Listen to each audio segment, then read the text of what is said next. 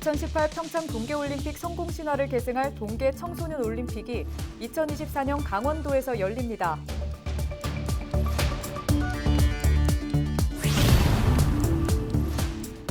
올림픽을 통한 기대감이 차오르고 있지만 평창 주민들은 상실감을 호소합니다.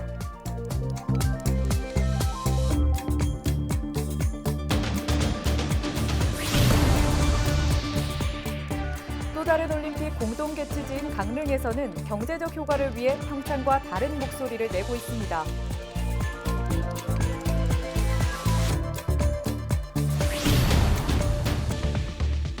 오대산 국립공원에서 환경부 멸종위기 야생생물로 지정된 박쥐 2종이 발견됐습니다.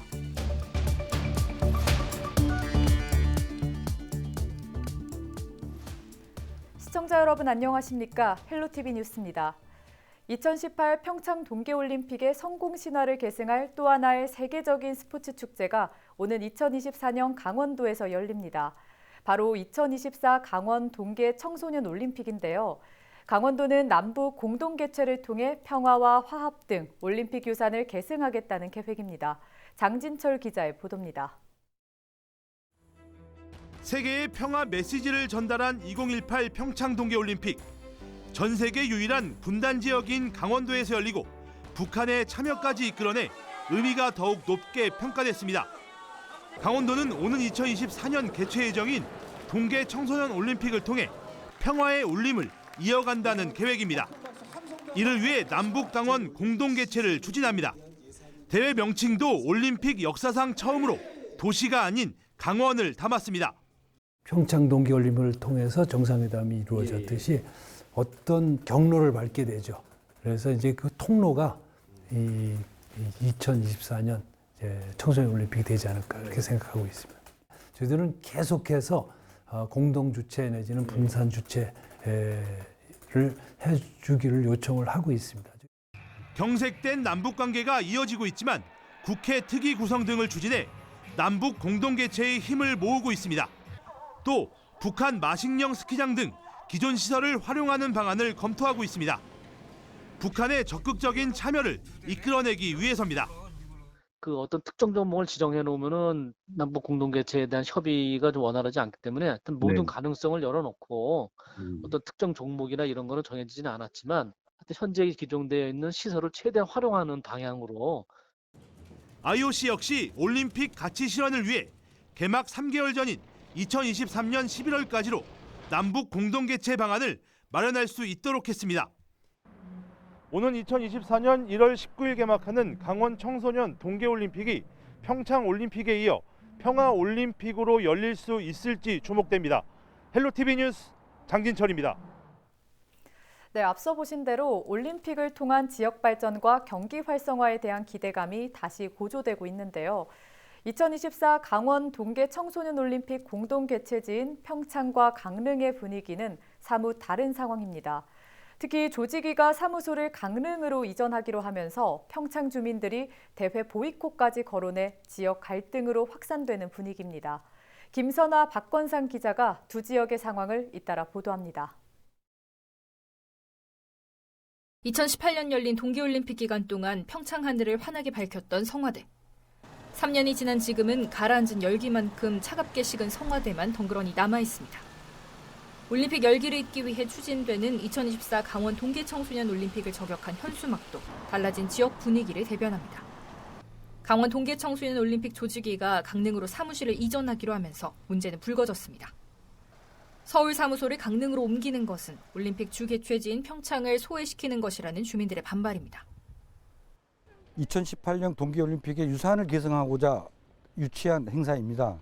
이 행사가 강릉으로 이전된다면 평창에서 이루어지는 유산 창출은 전혀 없을 거라고 생각됩니다.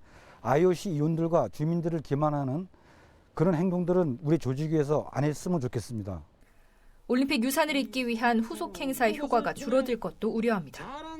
평창 올림픽 때부터 공동 개최라는 명목으로 행사가 분산 개최돼 배후 도시로서의 기대 효과가 금세 사라졌다는 이유입니다.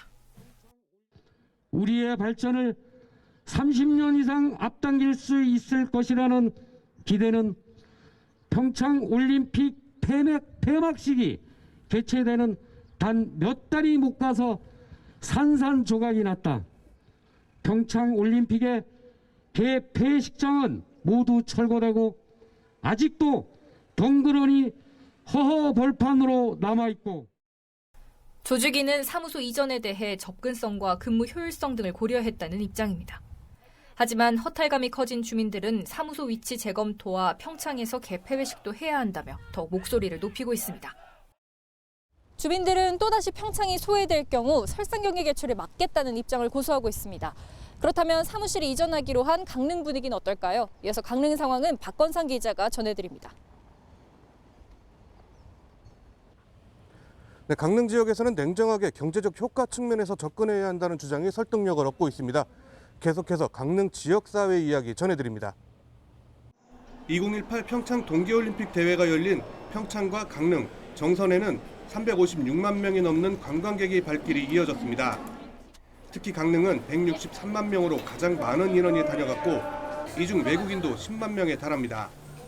평화와 화합이라는 올림픽의 의미를 담고 강릉을 세계적으로 알리는 기회가 된 것입니다. The dried fish, so like the dried octopus. This is something we don't get back home in Canada, so it's very different. 올림픽 효과를 맛본 강릉시는 2024 동계 청소년 올림픽 조직위에 강릉 이전도 반기는 분위기입니다. 평창을 고려해 공식 입장을 내지는 않고 있지만 올림픽 당시 명칭과 개폐식 장소 등을 양보했고 접근성 등의 실리도 찾아야 한다는 이유입니다. 2024 강원 청소년 동계올림픽은 지역 명분 쌓기보다는 국가 전체로 봤을 때 득이 돼야 한다고 생각합니다. 또 2018 동계올림픽 이후 개폐식장도 철거되는 상황이고 보면 기존 시설을 이용하여 혈세 낭비 없이 하는 것이 바람직하다고 생각이 듭니다. 개폐식 장소 역시 강릉이 적합하다는 의견이 많습니다. 강릉 아레나와 스피드 스케이트장이 그대로 남아있고 편리한 교통편과 숙박시설 등이 상대적으로 우수하다는 분석입니다. 문제는 그렇게 다 했을 때에 평창 같은 경우에는 설상 경기만 하고 이제 스톱해야 되는 상황에서 지역 경제가 사실 치명적일 수 있다 하는 것도 충분히 있을 수 있습니다. 하지만 큰 틀에서 본다고 하면 내 생각에는 강릉에서 추진하고 유치하는 것이 전체적으로 봤을 때 경제적 효과를 가장 극대화할 수 있다. 하지만 평창 동계올림픽부터 공동개최지인 평창과 강릉이 지역 간 이익을 앞세워 갈등을 빚으면서 올림픽 취지 훼손에 대한 우려와 아쉬움도 커지고 있습니다. 헬로티비 뉴스 박건상입니다.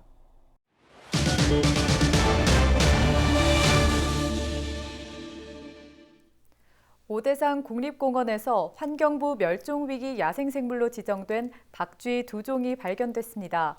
오대산 국립공원 사무소는 공원 내 폐광 박쥐류 조사를 통해 붉은 박쥐와 토끼 박쥐 서식을 확인했다고 밝혔습니다. 특히 황금박쥐로도 불리는 붉은 박쥐는 2016년 조사 이후 5년 만에 다시 발견돼 안정적 서식이 확인됐습니다. 오대산 국립공원은 이번 발견이 오대산 생태계의 건강성이 높다는 것을 보여주는 증거라고 덧붙였습니다. 버스 운전 자격증도 없이 1년 7개월 동안 춘천 마을버스를 운행한 승무원을 버스 회사가 묵인해왔다는 의혹이 제기됐습니다. 민주노총 공공운수노조 춘천시민버스 지회는 춘천시민버스가 시민의 안전한 이동권을 위협하고 있다며 춘천시에 진상조사를 촉구했습니다. 특히 교통안전공단이 자격증 없이 버스를 운행한 승무원 A씨를 적발해 회사의 직무정지와 권고사직을 통보했지만 회사가 근무를 지속시켰다고 주장했습니다. 춘천시는 사실관계를 확인한 뒤 해당 사안을 조치하겠다고 밝혔습니다. 지난달 4일 아프리카 돼지열병 발생으로 영월에 내려졌던 이동 제한 조치가 해제됐습니다. 강원도는 영월군 발생농장과 방역대 내 4개 농장에 대해 정밀 조사를 한 결과 이상이 없어 이동 제한 조치를 해제하기로 했습니다. 강원도는 차단 방역이 소홀하지 않도록 예찰 활동과 출입 차량 등에 대한 소독을 강화할 방침입니다. 코로나19로 영업을 하지 못한 유흥주점에 대해 한시적으로 재산세, 중과세 감면이 추진됩니다. 강릉시는 최근 관련 내용을 담은 지방세 특례 제한법 일부 개정 법률안이 국회를 통과함에 따라 오는 7월과 9월 재산세 부과에 유흥주점 등 고급 오락장의 중과세율을 일반 세율로 변경해 적용하기로 했습니다. 현행법상 유흥주점 건축물은 중과세가 적용돼 일반 재산세율보다 높은 4%의 세율이 적용되지만 이번 감면을 통해 0.25%로 하향 조정됩니다.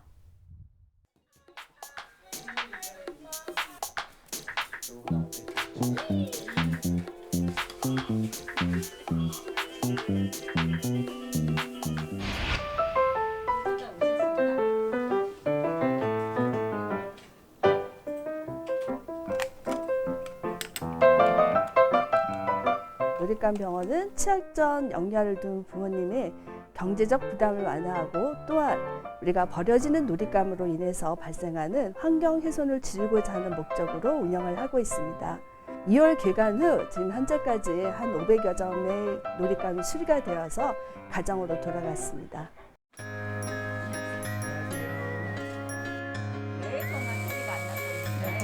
이쪽에 보시면 스피커의 전선 하나가 지금 잘려져 있어요.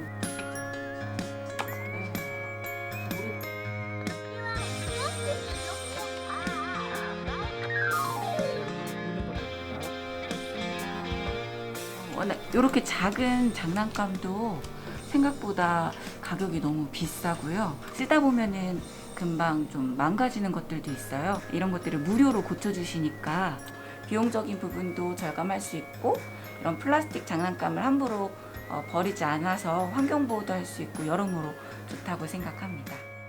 아무래도 아기가 조금 어리다 보니까 이렇게 입으로 장난감을 가져가고 물고 빠는 일이 많아서 망가지는 일이 많은데 아기 장난감을 무료로 고쳐주는 게 있어서 너무 좋고 잘 이용하고 있습니다.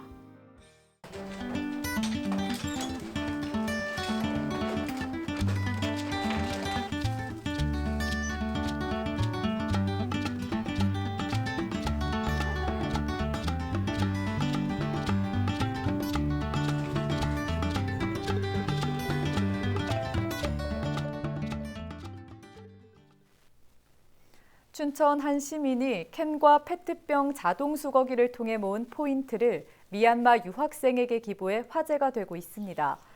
춘천에 거주하는 최승훈 씨는 지난해부터 캔 페트병 자동 수거기를 이용해 10만 점의 포인트를 적립했습니다. 또 10만 원 상당의 지역 상품권으로 교환 가능한 포인트는 국가 위기 상태인 미얀마 국적의 유학생 보보쪼에게 기부하기로 했습니다. 유네스코 인류 무형문화유산인 강릉단오제가 10일부터 8일간 온 오프라인으로 펼쳐집니다. 주무대인 남대천 단오터에서는 신들이 머무는 시간이라는 주제의 특별전이 진행됩니다. 또 명주 예술마당에서는 매일 오전 10시 단오제의 역사를 영상으로 만나보는 미디어 아트전을 선보입니다. 이와 함께 영산홍 노래에 맞춰 댄스 경연을 펼치는 챌린지와 강릉 사투리 대회가 온라인을 통해 펼쳐집니다. 버려지는 플라스틱 빈 용기를 재활용하는 사업이 추진됩니다. 춘천시는 9일부터 다음 달 3일까지 이동식 자원순환 리필 트럭 다마 가게를 운영합니다. 매주 수요일과 토요일에 아파트 단지 등에서 운영되는 다마 가게는 세척된 용기를 가져오는 주민에게 세제 등을 무료로 나눠줍니다. 또 플라스틱 뚜껑과 아이스팩을 칫솔과 면 마스크 등 생활용품으로 교환해 쓰레기 발생을 줄이고 자원 재활용이 이루어질 수 있도록 합니다. 미국 국무부가 지난 8일 한국에 대한 여행 경보를 가장 낮은 1단계로 하향 조정했습니다. 코로나19 유행 속에도 한국을 이전보다 더 안전한 국가로 판단했다는 얘긴데요. 마침 우리나라 정부도 이르면 다음 달부터 백신 접종 완료자를 대상으로 해외 단체 여행을 추진할 계획이라고 합니다. 매일 마스크를 쓰고 사람들과 거리 두기를 하며 지내온 지 1년이 넘었습니다. 올여름 백신 맞고 해외여행이 가능할 하루빨리 왔으면 좋겠습니다. 이상으로 뉴스 마칩니다. 시청해주신 여러분 고맙습니다.